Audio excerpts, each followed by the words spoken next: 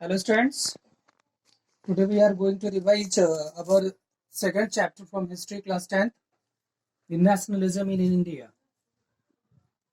Till towards civil disobedience we have already revised. Now today we are going to revise from the Salt March and the civil disobedience movement. On 31st January 1930, Mahatma Gandhi sent a letter to Viceroy Irwin stating 11 demands. Among the demands, the most stirring of all was a demand to abolish the salt tax, which is consumed by the rich and the poor. The demands needed to be fulfilled by 11 March, or else Congress will start a civil disobedience campaign.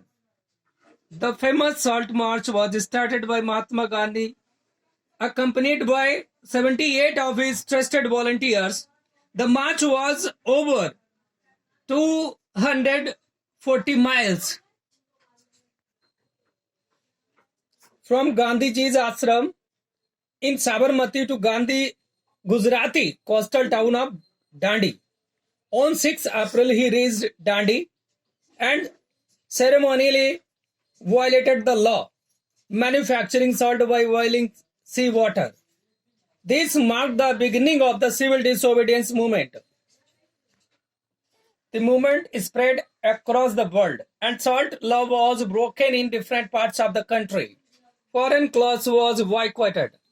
Peasants refused to pay revenue, and in many places, forest law was violated. In April 1930, Abdul Ghaffar Khan, a devout disciple of Mahatma Gandhi, was arrested. Mahatma Gandhi was arrested a month later, which led to attack in all structures and symbolized British rule.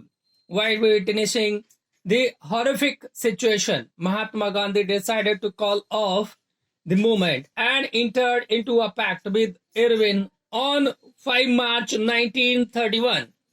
Gandhi-Irwin Pact. Gandhiji consented to participate in a round-table conference in London. When the conference broke down, Mahatma Gandhi returned to India disappointed, and he relaunched the civil disobedience movement. For over a year, he continued, but 1934 it lost its momentum. How participants saw the movement. The patidars of Gujarat and the Jats of Uttar Pradesh were active in the movement. They became authentic supporters of the civil disobedience movement. But they were deeply disappointed when the movement was called off in 1931. So when the movement was restarted in 1932, many of them refused to participate. The poorer peasants joined a variety of radical movements, often led by socialists and communists, to organize business interests. The Indian Industrial and Commercial Congress in 1920 and the Federation of the Indian Chamber of Commerce and Industries in 1927 was formed. The industrialists attacked colonial control over the Indian economy and supported the civil disobedience movement.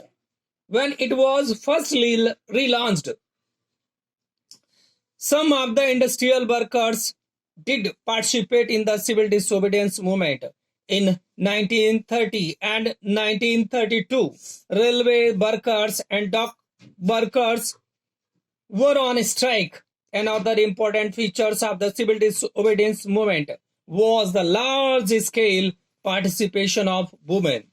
But for a long time, Congress was reluctant to allow the women to hold any position of the authority within the organization.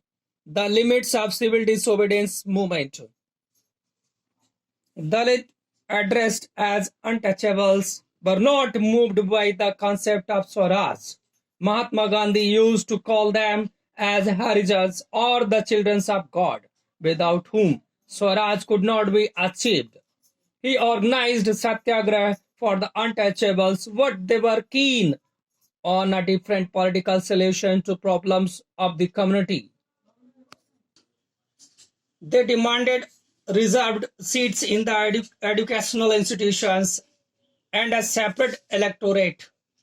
Dr. B.R. Ambedkar, who organized the Dalits into the Depressed Classes Association in 1930, clashed with Mahatma Gandhi at the second round table conference by demanding separate electorate by Dalits.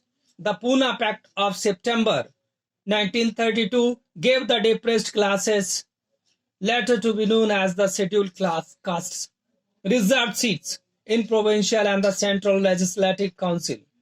After the decline of the non-cooperation Khilafat movement, Muslims felt alienated from the Congress, due to which the relation between Hindus and Muslims worsened.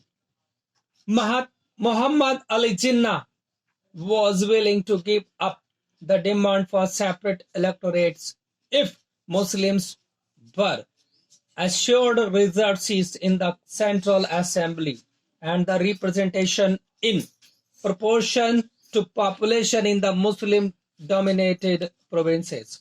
But the hope of the resolving the issue at the All Parties Conference in 1928 disappeared when M.R. Jacker of Hindu Mahasabha strongly opposed efforts of the compromise. The sense of collective belonging, nationalism spread when the people began to believe that the all are part of the same nation. History and fiction, folklore and songs, popular prints and symbols all played a part in the making of nationalism. Finally, in the 20th century, the identity of India came to be visually associated with the image of Bharat Mata. Bankim Chandra Chattopadhyay created the image, and in 1870s he wrote Bande Matram as a hint to be motherland. Rabindranath Tagore painted his famous image of Bharat Mata portrayed as an ascetic figure. She is calm, composed, divine, and spiritual.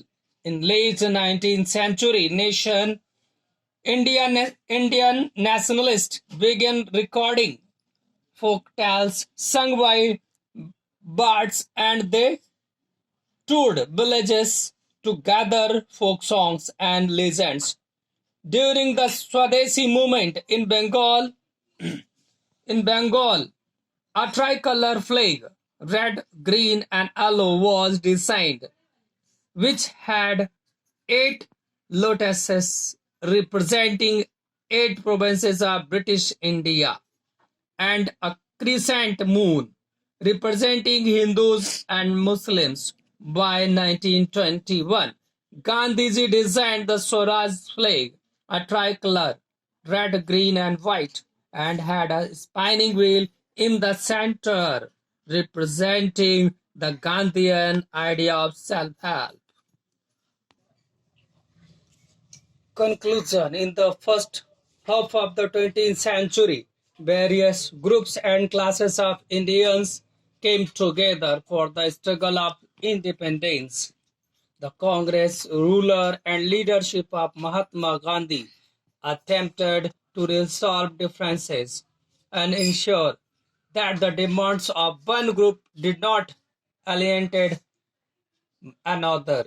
In other words, what was emerging as a nation with many voices wanting freedom for colonial rule.